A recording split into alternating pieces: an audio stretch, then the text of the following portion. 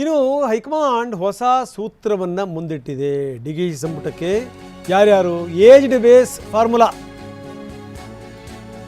40 ವರ್ಷದ ಒಳಗಡೆ ಇರುವಂಥ ಶಾಸಕರು 10 ಜನರಿಗೆ ಅವಕಾಶ ಕೊಡಬೇಕು.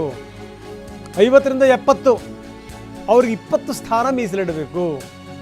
ಹಿಂಗೆ ಯುವಕರು ಮತ್ತು ಹಿರಿಯರು ಅವ್ರನ್ನ ಬ್ಯಾಲೆನ್ಸ್ ಮಾಡಬೇಕು ಅಂತ ಹೈಕಮಾಂಡ್ ಪ್ಲಾನ್ ಮಾಡಿದೆ. ಹೊಸ ಸೂತ್ರವನ್ನು ಕೊಟ್ಟಿದೆ ದೆಹಲಿ ಹೈಕಮಾಂಡ್. ಹೀಗಾಗಿ ಕೆಲ ಆಕಾಂಕ್ಷಿಗಳಿಗೆ ಅವಕಾಶ ಖಂಡಿತ ಇಲ್ಲ. ಬನ್ನಿ, ನಮ್ಮ ಪ್ರತಿನಿಧಿ ಹರೀಶ್ ಈಗ ನಮ್ಮೊಂದಿಗೆ ನೇರ ಸಂಪರ್ಕದಲ್ಲಿದ್ದಾರೆ. ಹರೀಶ್, ಈ ನಿಭಾಯಿಸುವಂಥದ್ದೇನು ಸಾಮಾನ್ಯ ಸಂಗತಿ ಅಲ್ಲ. ಅದಕ್ಕೋಸ್ಕರ ಏನು ಅಂತಂದರೆ 40 ವರ್ಷದ ಒಳಗಡೆ ಇರುವಂಥ ಶಾಸಕರಿಗೆ 10 ಸಂಪುಟ ಸ್ಥಾನ ನೀಡಬೇಕು ಅಂದರೆ ಒಂದಿಷ್ಟು ಜನ ಯುವಕರು ಒಳಗಡೆ ಬರುವಂಥದ್ದು ನಿಶ್ಚಿತ. ಹಾಗಾದರೆ ಇನ್ನುಳಿದಿದ್ದು 50ರಿಂದ 70 ವರ್ಷ ಹಿರಿಯ ಶಾಸಕರಿಗೆ 20 ಸ್ಥಾನ ಮೀಸಲಿಡಬೇಕು ಅಂತ ಏನು ಕ್ಯಾಲ್ಕುಲೇಷನ್ ನಡೀತಾ ಇದೆ? ಹೌದು ರಂಗನಾಥ್, ಕೆ ಸಂಪುಟದಲ್ಲಿ ಯಾರು ಇರ್ತಾರೆ ಅನ್ನುವಂತಹದ್ರ ಬಗ್ಗೆ ಈಗ ಚರ್ಚೆ ನಡೀತಾ ಇದೆ. ದೆಹಲಿ ಮಟ್ಟದಲ್ಲೂ ಕೂಡ ಸಿದ್ದರಾಮಯ್ಯವರು ಹಾಗೂ ಕೆ ಶಿವಕುಮಾರ್ ಅವರು ಕೂತ್ಕೊಂಡು ಹೈಕಮಾಂಡ್ ನಾಯಕರ ಜೊತೆ ಚರ್ಚೆನ ಮಾಡ್ತಾ ಇದ್ದಾರೆ. ಈಗಾಗಲೇ ಅವರು ದೆಹಲಿಗೆ ಹೋಗೋದಕ್ಕಿಂತ ಮುಂಚೆ ಸಿದ್ದರಾಮಯ್ಯವರು ಹಾಗೂ ಕೆ ಶಿವಕುಮಾರ್ ಅವರು ದೆಹಲಿಗೂ ಹೋಗೋಕ್ಕಿಂತ ಮುಂಚೆ ಹೈಕಮಾಂಡ್ ನಾಯಕರು ಒಂದು ಸೂತ್ರವನ್ನು ಕೊಟ್ಟಿದ್ರು. ಅಂದರೆ 40 ವರ್ಷದ ಒಳಗೆ ಸುಮಾರು 10 ಜನರಿಗೆ ನಾವು ಸಚಿವ ಸಂಪುಟದಲ್ಲಿ ಅವಕಾಶವನ್ನು ಕೊಡಲೇಬೇಕಾಗಿದೆ.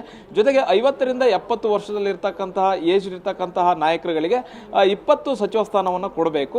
ಹೊಸಬ್ರು ಹಾಗೂ ಹಳಬ್ರು ಮಿಕ್ಸ್ ಮಾಡಿ ಇದೊಂದು ಮಿಶ್ರಣದಲ್ಲಿ ಸಚಿವ ಸಂಪುಟನ ರಚನೆ ಮಾಡಬೇಕಾಗತ್ತೆ. ಈ ನಿಟ್ಟಿನಲ್ಲಿ ತಮ್ಮ ಲಿಸ್ಟನ್ನು ತೆಗೆದುಕೊಂಡು ಬನ್ನಿ ಅನ್ನುವಂಥ ಸೂಚನೆಯನ್ನು ಹೈಕಮಾಂಡ್ ನಾಯಕರು ಕೊಟ್ಟಿದ್ರು. ಈಗ ಸಿದ್ದರಾಮಯ್ಯ ಅವರು ಕೂಡ ಲಿಸ್ಟನ್ನು ತೆಗೆದುಕೊಂಡು ಹೋಗಿದ್ದಾರೆ. ಕೆ ಶಿವಕುಮಾರ್ ಅವರು ಕೂಡ ಲಿಸ್ಟನ್ನು ತೆಗೆದುಕೊಂಡು ಹೋಗಿದ್ದಾರೆ. ಈಗ ಸಿದ್ದರಾಮಯ್ಯ ಅವರ ಲಿಸ್ಟ್ನಲ್ಲಿ ಅಷ್ಟು ಏಜ್ ಇರ್ತಕ್ಕಂಥವ್ರು ಅಂದರೆ 40-50 ವರ್ಷ ಇರ್ತಕ್ಕಂಥವ್ರು ಏಜ್ ಇರ್ತಕ್ಕಂಥ ನಾಯಕರಿದ್ದಾರೆ, ಅವ್ರು ಬಹಳಷ್ಟು ಕಡಿಮೆ ಇದ್ದಾರೆ. ಆದರೆ ಕೆ ಶಿವಕುಮಾರ್ ಅವರು ತೆಗೆದುಕೊಂಡು ಹೋಗಿರ್ತಕ್ಕಂತಹ ಲಿಸ್ಟ್ ಏನಿದೆ ಇದರಲ್ಲಿ ಏಜ್ ಅಂದ್ರೆ ಹೈಕಮಾಂಡ್ ಏನು ಮಾನದಂಡವನ್ನು ಏನು ಕೊಟ್ಟಿದೆ ಆ ಮಾನದಂಡದ ಆಧಾರದ ಲಿಸ್ಟ್ ಅನ್ನು ಕೆ ಶಿವಕುಮಾರ್ ತೆಗೆದುಕೊಂಡಿದ್ದಾರೆ. ಅದರ ಪ್ರಕಾರವೇ ತೆಗೆದುಕೊಂಡು ಹೋಗಿದ್ದಾರೆ ಅನ್ನುವಂತಹದ್ದು ಇವತ್ತಿಗೇನು ಚರ್ಚೆ ಆಗ್ತಿದೆ ಅದು ಬಹಳಷ್ಟು ಪ್ರಮುಖ ಆಗುತ್ತೆ.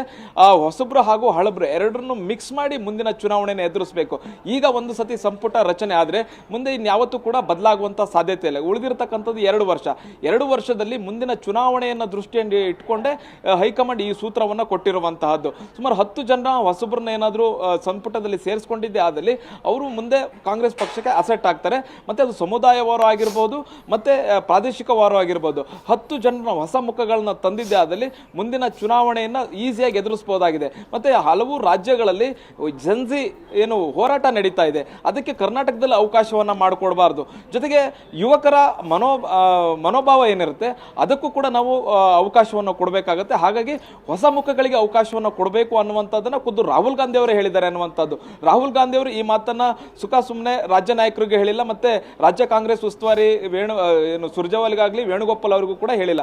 ಯಾಕಂತಂದ್ರೆ ಬಹು ಮುಖ್ಯವಾಗಿ ಅವ್ರಿಗೂ ಒಂದು ಸರ್ವೆಯನ್ನ ಮಾಡಿದ್ದಾರೆ. ರಾಜ್ಯದಲ್ಲಿ ಸರ್ವೆಯನ್ನ ಮಾಡಿಸಿ ಯುವಕರಿಗೆ ಅವಕಾಶವನ್ನು ಕೊಡಬೇಕು. ಈ ಹಿಂದೆ ಇದ್ದಂಥ ಸಚಿವ ಸಂಪುಟದಲ್ಲಿ ಹೆಚ್ಚಿನವರು 70 ವರ್ಷದವರೇ ಹೆಚ್ಚಿನವರು ಇದ್ದಂಥದ್ದು, 60-70 ವರ್ಷದವರೇ ಹೆಚ್ಚಿನವರು ಇದ್ದಿದ್ರಿಂದ ಈಗ ಹೊಸ ಮುಖಗಳಿಗೆ ಅವಕಾಶವನ್ನು ಕೊಡಬೇಕು. ಆ ಮೂಲಕ ಹೊಸ ಬೇರು ಹಳೆ ಬೇರು ಹೊಸ ಚಿಗುರು ಅನ್ನುವಂತಹ ನಿಟ್ಟಿನಲ್ಲಿ ಒಂದು ಸರ್ಕಾರ ರಚನೆ ಆಗಬೇಕು. ಅದು ಮುಂದಿನ ವಿಧಾನಸಭಾ ಚುನಾವಣೆಗೆ ಸಹಕಾರಿ ಆಗಬೇಕು ಅನ್ನುವಂಥ ನಿಟ್ಟಿನಲ್ಲಿ ಪ್ಲಾನ್ ಅನ್ನು ಮಾಡಿಕೊಂಡಿದೆ. ಧನ್ಯವಾದ ತಮ್ಮೆಲ್ಲ ಮಾಹಿತಿಗೆ.